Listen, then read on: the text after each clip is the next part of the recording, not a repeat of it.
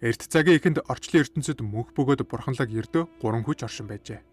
Тэд бол Титанууд, Elder Gods, мөн The One Being байв. The One Being Elder Gods болон Титануудын хүчийг сорж, тэдний мөн чанарыг залгиснаар асар их хүч чадалтай болсон гэдэг. Эцэст нь Elder Gods өөрсдийгөө аврахын тулд One Being-ийн эсрэг босон тэрсэлжээ. Тулааны төгсгөлд Elder Gods Kamidogu хэмээх 6 ариун зэвсгийг бүтээсэн байна. Тэдгээр зэвсгийг ашиглах үед The One Being олон хэсэгт бутарн задарсан ч түүний ухамсар бүрэн устсангүй. Камидогууд The One Being-ийн тасарсан хэсгүүдийн хамт орчлон даяар тархан алга болжээ. Удалгүй тэдгээр хэсгүүд тус бүртээ өөрөөр ертөнц болон хувирч дотор нь амьдрал үүсэж эхэлсэн байна. Ийхүү Earth Realm дэлхийн ертөнц, Nether Realm тамийн ертөнц, Outworld гадаад ертөнц, Order Realm дэг журмын ертөнц, Chaos Realm эмх замраагүй ертөнц, Edeni ертөнц гэх дараах 6 үндсэн ертөнц бий болжээ. Эдгээр ертөнц бүр өөрийн гэсэн Камидогуудтай байсан бөгөөд тэдгээр нь тухайн ертөнцийн мөн чанар, сүнслэг хүчийг агуулдаг байв. Үүнээс гадна олон жижиг ертөнцүүд мөн үүссэн бөгөөд тэдний дунд дадах ухамсарын 2 ертөнц ч багтж байлаа. Энэхүү их мөргөлдөөний дараа Титанууд ертөнцүүд болон мөнх бус оршихуйн хувь заяаны талаар Ахмад бурхтай санал зорилтсны улмаас олон эрен үеийн туршиг түүхийн тавцангаас алга болжээ. Гэвч Титануудын дундаас цаг хугацааны хамгаалагч Хроника ганцаараа үлдсэн юм байна. Үүний дараа Elder Gods ертөнцүүдийг хянан сахиж хэрв хэн нэгэн ертөнцүүдийг хууль бусаар нэгтгэхийг оролдвол хөндлөнгөөс оролцохоор бэлтгэн ажиглаж байв. Цаг хугацаа өнгөрхийн хэрээр Ахмад бурхад нэг аимшигтай үннийг ухаарчээ. Нэг өдөр Outworld асар хүчрхэгжэн бүх ертөнцид ноцтой аюул занал хийл учруулах нь гарцаагүй байв. Иймээс тэд ирээдүйд гарч болзошгүй тэрхүү сүрлээс ертөнцүүдийг хамгаалах мөн орчлонгийн тэнцвэрийг хадгалах зорилгоор ичидийн бөгөөд ариун тулааны тэмцээнийг бий болгосон байна. Энэхүү тэмцээн нь ертөнцүүдийн хувь заяаг шийдэх ариун ёслол байсан бөгөөд 50 жил тутамд нэг удаа зохион байгуулагддаг байжээ. Elder Gods тэмцээний чанд дүрмийг мөн тогтоосон байна. ертөнц бүрийн тулаанчид өөрсдийн төрлөх хүч чадал, онцгой чадварыг тэмцээний үеэр ашиглах хэрэгтэй. Нэгэнд тэмцээн зарлагдсан бол оролцохоос татгалзах боломжгүй. Хэрв хэн нэгэн хамгаалагч ертөнцүүд эсвэл тэдний тулаанчид руу тэмцээний өмнө эсвэл дараа нь халдвал Elder Gods-ын шийтгэлтэд нүр тулна. Үгээрч зогсохгүй Elder Gods ялагчдад зориулсан агуу шагналыг тунхаглажээ. Тэмцээнд ялд байгасан ертөнцийн авраг дараагийн тэмцээн хүртэл буюу 50 жилийн турш хөгшөрдөггүй байв. Харин нэг ертөнц Mortal Kombat-д дараалан 10 удаа ялд байгуулж чадвал нөгөө ертөнцөө өөртөө нэгтгэх эрхтэй болдог байлаа. Ийхүү энэхүү ариун тулааны тухай домог үеэс үед уламжлагдсан бүх ертөнц даяар Mortal Kombat хэмээн алдарсан юм.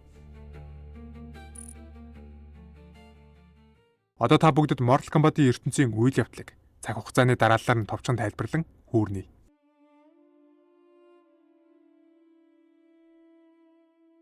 Цаг хугацаа өнгөрхийн хэрээр Outworld ертөнц асар хүчрхэгжэн Луухан Оногын удирдлагадор өөрийн алтан үедээ хүрчээ. Оногоо зөвхөн агуу дайчин байгаа зогсохгүй бараг бурхан мэт хүчтэй хаан байсан бөгөөд тэрээр хүшгүй Dragon Army-г байгуулж Outworld-ыг ялагдчихгүй эзэнт гүрэн болгохыг зорьсон байна. Гэвч түүний шав бөгөөд зөвлөхүүдийн нэг Shao Kahn эрх мэдлийн төлөө урвж Оногог хорлон хаан ширэг нь булан авчээ. Ингэснээр Outworld-ын байлдан дагуулын эрен эхэлсэн юм. Shao Kahn Shang Tsung зэрэг хүчрхэг шийдэнгүүдийг өөрийн талд нэгтгэн босод ертөнцүүдийг эзлэх аян дайнаа эхлүүлжээ. Түүний анхны том байн Edenia байв. Удаан үргэлжилсэн цус дайны дараа Edenia унаж хаан Жерод алагдан гатан сэндэл нь амир өгцөн байна. Харин тэдний охин Kitana-г Shao Kahn өөрийн өргөмөл охин болгон өсгөжээ. Үүний зэрэгцээ Shang Tsung Kitana-гийн дэ инхийгээр Milana хэмээх туршилтын дайчныг бүтээсэн байна. Энэ үед Earth Realm-д өөр нэгэн аюул нүүрлэж байлаа. Elder God Shinnok Nether Realm-ээс гарч ирэн Earth Realm-ыг эзлэхийг оролдсон юм. Ангийн бурхан Raiden Earth Realm-ийн хамгаалагчдын хамтаар Shinnok-ийн аримтай тулдаж, эцэст нь түүнийг Nether Realm-д дахин хоржээ. Гэвч түүний үнэнч зарц Quincy сүүдэрт үлдэж ирээдүйн дайнд бэлцээр байсан юм. Удалгүй Shao Kahn Earth Realm-ыг Mortal Kombat-ын тэмцээний дүрмээр эзлэх төлөвлөгөөгөө эхлүүлсэн байна. Outworld-ын авраг Goro 500-ны турш ялагдлгүй нойрхож Earth Realm ялагдлын эрмэгт хүрчээ. Гэвч Great Kung Lao хэмээх агуу дайчин Горог ялснаар Earth Realm төр хугацаанд аврагдсан байна. Хожим нь шинэ үеийн Shaolin дайчин Liu Kang Shang Tsung ялж Earth Realm-ыг дахин хамгаалжээ. Гэвч энэ нь төгсгөл байсангүй. Shao Kahn Earth Realm-ыг хүчээр эзлэхийн тулд Сэнделийг дахин амьлуулж Earth Realm руу шууд давталсан байна. Түүний давталгааны үеэр сая сүнс залгигдаж дэлхий бараг сүрлийн эрмэгт хүрчээ. Raiden Earth Realm-ийн дайчдыг нэгтгэн тэмцсэн ч олон бааtruуд алагдсан байна. Эцэст нь Liu Kang Shao Kahn-тай тулдаж Elder Gods өөрсдийн хуулийг зөрчсөн Shao Kahn-ыг шийтгснээр Elder Ilm аврагдсан юм. Гэвч Guanxi болон Shang Tsung нар хүчээ нэгтгэн Deadly Alliance-ыг байгуулснаар шинэ аюул гарч иржээ. Тэд өвгшгөө мөнхийн нууц болон эртний хүчнүүдийг эрэлхийлж эхэлсэн байна. Энэ үед Liu Kang алагдаж, Elder Ilm хамгаалагчгүй шахам болсон юм. Deadly Alliance Onoгийн бушийг нээж, Dragon King-ийн хүчийг ашиглахыг оролдсон байна. Удалгүй Liu Kang Onogоо хүлээс эргэн иржээ. Тэрээр Kamitagunуудыг цуглуулан бүх ертөнцийг өөрийн иргэшил оруулахыг зорьсон байна. Түүний эргэн ирэлт Mortal Kombat-ын түүхэндээ хамгийн том занал хэллүүдийн нэг болж, олон бааtruуд хүчээ нэгтгэхэд хүрчээ. Эцэст нь Shujinko Onogог зогсоож чадсан ч ертөнцүүдийн тэнцвэр аль хэдийн норж эхэлсэн байв. Энэ бүх мөргөлдөөний дараа эртний зөгнөл биелэж, Armageddon эхэлсэн юм. Blades хэмээх асар хүчрхэг оршихуйн хүчийг авахын тулд бүх ертөнцийн дайчид Pyramid of Argus-дээр цугларчээ. Тулаан урд өмнөхөөс илүү харгас байсан бөгөөд бараг бүх бааtruуд болон дайснууд алагдсан байна. Төгсгөлд нь Shao Kahn Blades-ийн хүчийг авч бараг ялагдчихгүй болсон юм. Энэ үед үхлийн ирмэг дээр байсан Raiden өнгөрсөн лүү анхааруулга илгээснээр цаг хугацааны урсгал өөрчлөгдөжээ. Ингэснээр Mortal Kombat-ын түүх шинэ таймлайнд шилжсэн байна. Шинэ таймлайнд өмнөх үйл явдлууд өөрөөр нэмж эхэлжээ. Mortal Kombat тэмцээн дахин явагдсан ч Raiden-ийн орлогууд олон үйл явдлуудыг улам дардуулсан байна. Elder Ilm-ийн олон бааtruуд Shao Kahn-ы дайралтын үеэр алагдаж, Guanxi тэднийг Revenant болгон Nether Realm-д боолчилжээ. Liu Kang хүртэл Raiden-ийн алдааны улмаас амиа алдсан юм. Дараа нь Shinnok дахин иргэн ирж, Guanxi-тэй хамт Elder Ilm рүү довтлсон байна. Энэ үед шинэ үеийн дайчид болох Cassie Cage, Jacob Bridges, Takeda болон Guanxi нар гарч иржээ.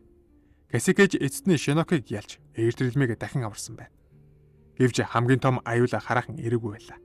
Цаг хугацааны хамгаалагч Koroniko гарч ирэн бүх таймлайныг өөрийн хүснээр дахин бүтээхийг оролдсон юм. Тэрээр өнгөрсөн ба одоог нэгтгэж, хуучин болон шин дөрүүдийг нэг цаг үед авчирсан байна. Ингэснээр орчлон ертөнцийн тэмцээр бүрэн алдагджээ.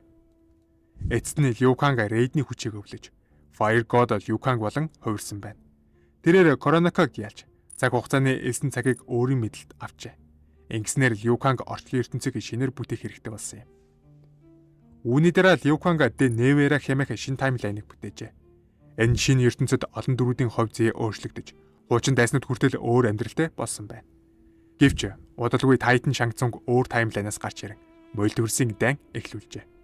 Эцэст нь Liu Kang болон түүний холбоотнууд Titan Shang Tsung-ийн эсрэг тулалдаж, шинэ таймлайныг хамгаалж чадсан байна.